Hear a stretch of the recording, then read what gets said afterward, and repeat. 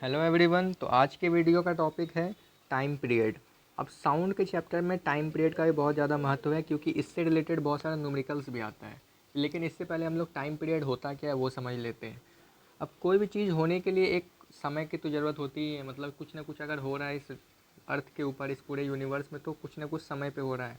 उसको मतलब थोड़ा सा समय तो लगता ही है कोई भी चीज़ होने में। जैसे अभी हम वीडियो बना रहे हैं, तो वीडियो बनाने में हमको कम से कम एक वीडियो कंप्लीट करने में 8 से 10 मिनट तो लगता ही है। तो इससे हम लोग क्या बता सकते हैं कि हम लोग को एक वीडियो कंप्लीट करने में 8 मिनट लग गया या 10 मिनट लग गया। तो उसी प्रकार से टाइम पीरियड किसको बोलते हैं? जो समय हम लोग को ज़रूरत होता है एक कंप्लीट ऑसिलेशन या एक कंप्लीट साइकिल को पूरा करने में, उसी चीज़ को टाइम पीरियड बोलते हैं। टाइम पीरियड और फ्रीक्वेंसी में हम लोग बहुत बार कंफ्यूज हो जाते हैं।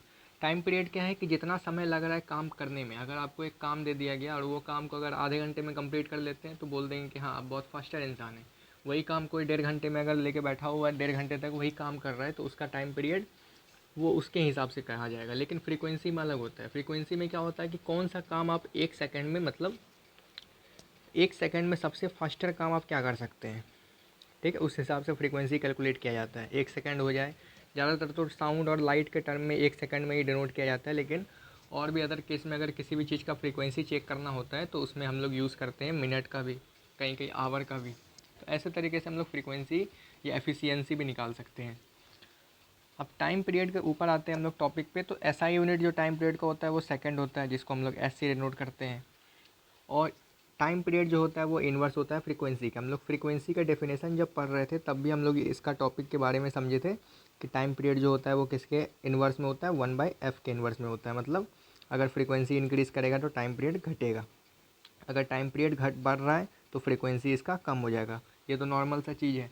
अगर कोई इंसान 1 सेकंड में सबसे ज़्यादा बार काम कर रहा है, मतलब इसका फ्रीक्वेंसी क्या है, ज़्यादा है, तो इससे इसका क्या मतलब है कि टाइम पीरियड घट जाएगा, मतलब उसको जो समय लग रहा है काम करने में वो कम हो जाएगा।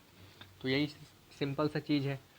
अब हम लोग एक चीज़ समझते हैं, इसके बारे में एक न्यूमेरिकल दिया गया है जो ज़्यादातर एग्ज़ाम में पूछता ही है, ठीक है, वो पहले हम लोग कैलकुलेट करते हैं। अब यहाँ पे एक क्वेश्चन दिया हुआ है क्या कि किसी भी एक सोर्स ऑफ साउंड का एक फ्रीक्वेंसी दिया गया है 400 हर्ज। मतलब सोर्स ऑफ साउंड में कुछ भी हो सकता है। अगर हम लोग अगर इंसान एक आवाज़ निकाल रहा है तो उसका भी सोर्स ऑफ साउंड हो सकता है। अगर कोई लाउड स्पीकर है या डीजे है उसका भी साउंड ये हो सकता है, फ्रीक्वेंसी हो सकता है इस साउंड का, ठीक है। तो 400 हर्ज हम लोग को फ्रीक्वेंसी दिया हुआ है। कैलकुलेट करने क्या बोल रहा है, number of times the vibration in 1 minute. 1 minute में कितने बार वो सोर्स जो है वो वाइब्रेट कर रहा है। और also calculate the time period, ठीक है। धीरे धीरे पहले जो जो चीज़ मेंशन है वो हम लोग लिख लेते हैं। तो गिवन क्या क्या है, गिवन है फ्रीक्वेंसी जो कितना है 400 हर्ज।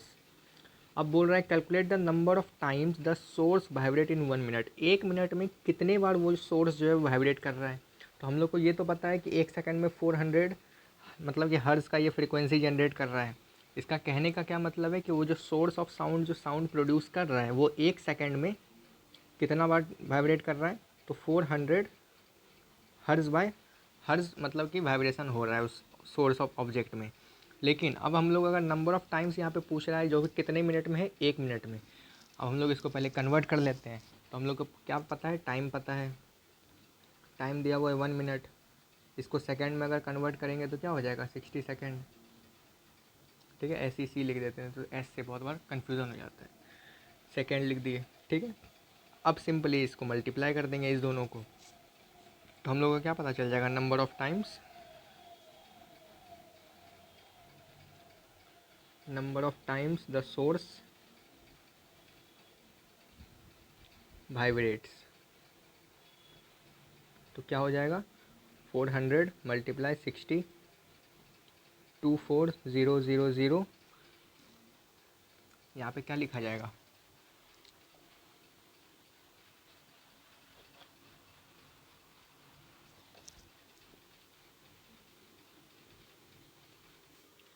इससे हम लोग को क्या पता चलेगा कि वो जो सोर्स वाइब्रेट कितने बार कर रहा था, 24,000 टाइम्स वो वाइब्रेशन किया, ठीक है, 1 मिनट में।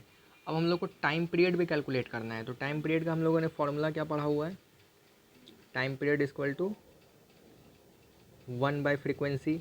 मतलब ये फ्रीक्वेंसी का क्या होता है, टाइम पीरियड जो होता है वो इन्वर्स रहता है फ्रीक्वेंसी का। तो कैलकुलेट कर लेंगे, टाइम पीरियड हम लोग को निकालना है।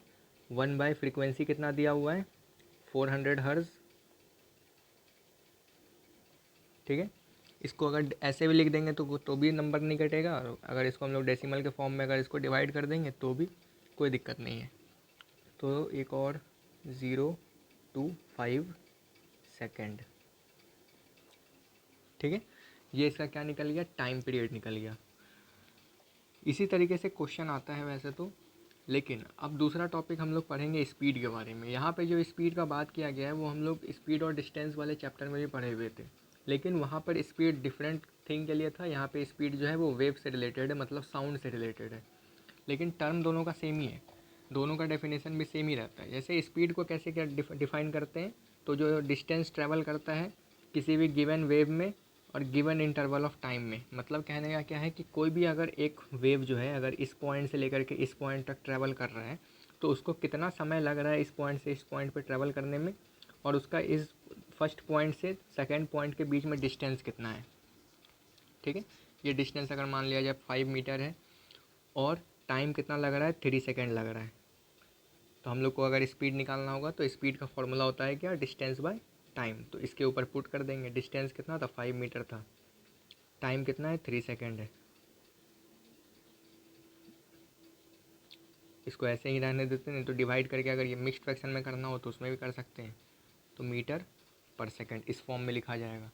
तो इससे हम लोग को क्या पता चल गया कि 5/3 मीटर पर सेकंड इसका स्पीड है, एक पॉइंट से दूसरे पॉइंट को में अगर ट्रैवल हो रहा है। ये तो सिंपल है, किसी भी ऑब्जेक्ट को रिप्रेजेंट कर रहा है। अगर हम लोग एक सपोज करते हैं वेव को, अगर एक वेव गिवन है उससे रिलेटेड अगर हम लोग को टाइम पीरियड भी दिया रहा है, मतलब अगर ये वेव जो है वो ट्रैवल कर रहा है कुछ डिस्टेंस, उस डिस्टेंस को हम लोग ले लेते हैं कितना, लैम्डा, लैम्डा ले लेते हैं या कुछ भी लैम्डा ही ले लेते हैं, चलो ठीक है।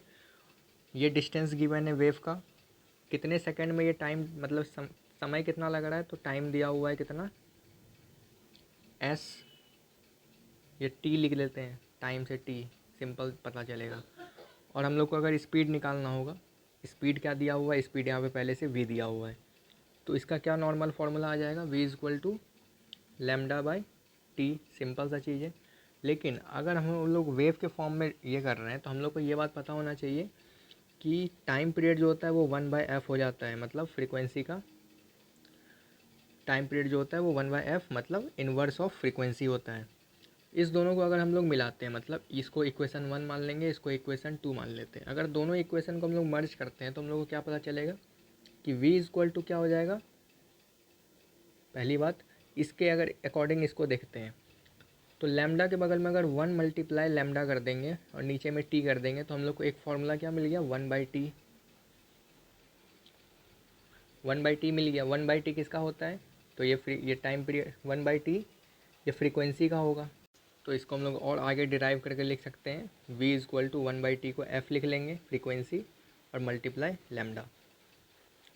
तो इससे हम लोग को क्या पता चलता है कि जो स्पीड है वो प्रोडक्ट है किसका, फ्रीक्वेंसी का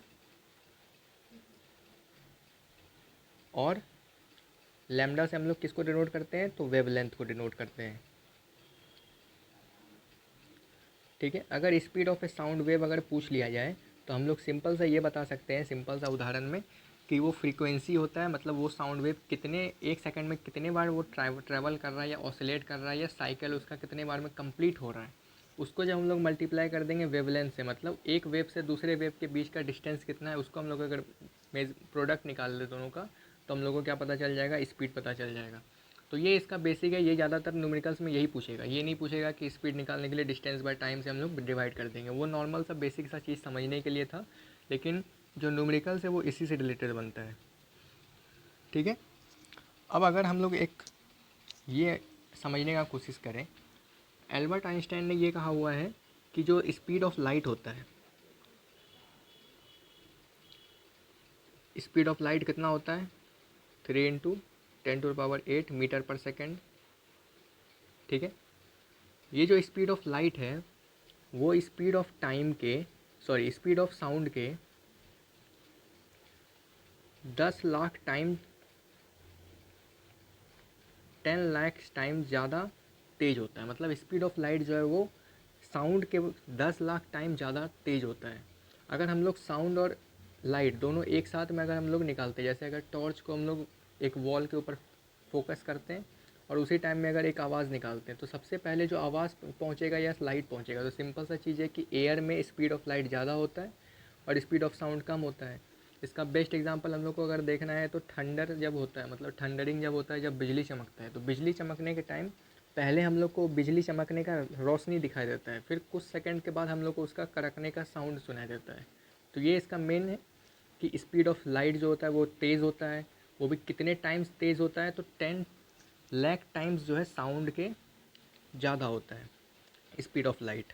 ये चीज़ें एल्बर्ट आइंस्टाइन के द्वारा ये प्रूफ किया हुआ है। उनका अलग से एक थ्योरी दिया गया था, थ्योरी ऑफ रिलेटिविटी का। उस थ्योरी में उन्होंने यही चीज़ बताया हुआ है। ठीक है। अब नेक्स्ट वीडियो में हम लोग समझेंगे कि फैक्टर्स जो होता है स्पीड ऑफ साउंड को कैसे अफेक्ट करता है, और डिस्टेंस या स्पीड से रिलेटेड कुछ क्वेश्चंस भी हैं न्यूमेरिकल्स 2-3, उसको भी करेंगे। ठीक है। तब तक के लिए थैंक्स फॉर वॉचिंग।